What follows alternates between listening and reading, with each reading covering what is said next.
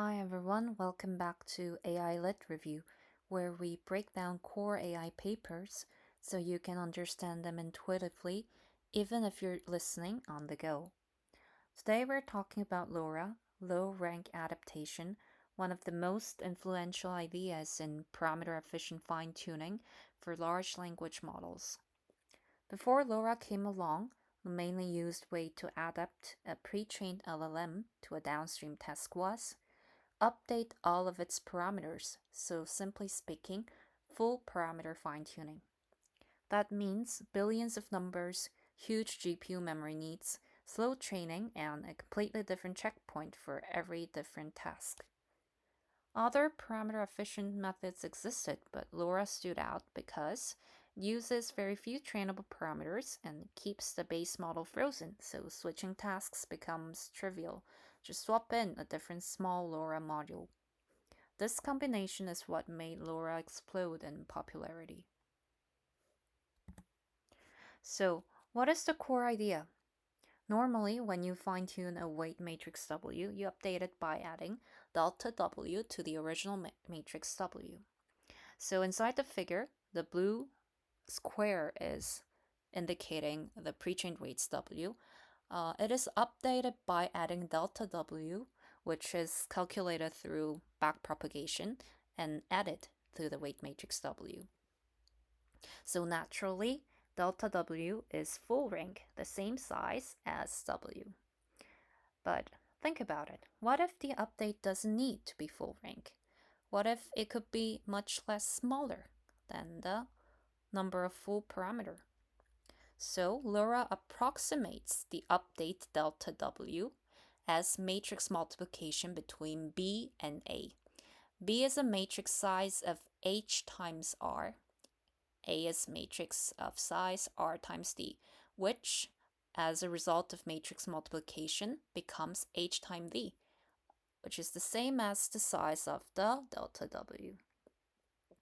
But instead of learning D by H parameters, this low-rank adaptation learns R times D plus H parameters, which is significantly smaller than D times H if we consider that R could be 1, 2, 4, 8, 32, 64, way much smaller, orders of magnitude smaller than compared to the original size of the parameters. And this is why LoRa is so lightweight. The model only learns a compressed update, and we apply it on the fly during inference without modifying the base model. So why does this even work? There is intrinsic dimension intuition. This is the part people usually gloss over, but it's the real conceptual heart of LoRa, I think.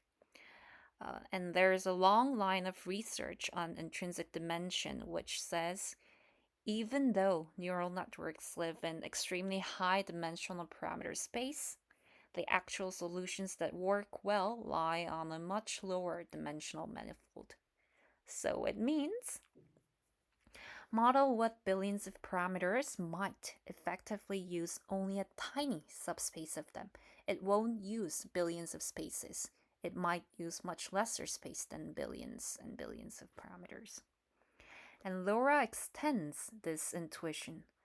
If the base model already sits on some low dimensional manifold, low dimension than the original representation of number of parameters, then task-specific adjustments, this downstream fine-tuning, should also live inside the low-rank subspace. So that's where the low-rank adaptation came from.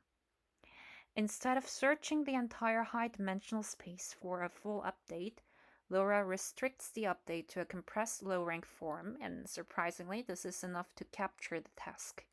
And this is why LoRa works, despite such an aggressive reduction in parameters like R equals 1, 2, 4, 8. And is there evidence that this low-rank adaptation is working? So, is delta W mostly contained in the top singular directions of W? Yes, and this part is subtle. This paper shows that when you examine the directions of the learned LoRa update, delta W approximates to BA, the updates tend to lie in a subspace spanned by the original weight matrix's dominant directions.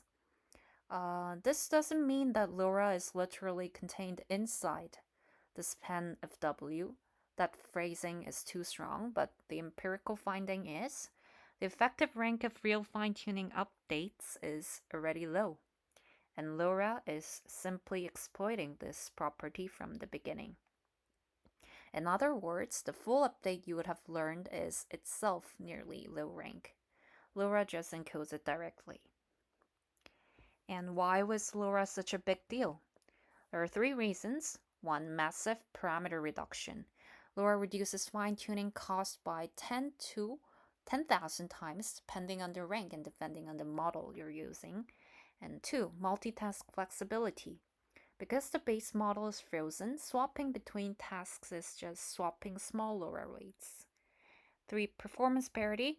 LoRa achieved performance equivalent to and sometimes better than full fine-tuning. This combination hit the sweet spot: cheap, flexible, and powerful.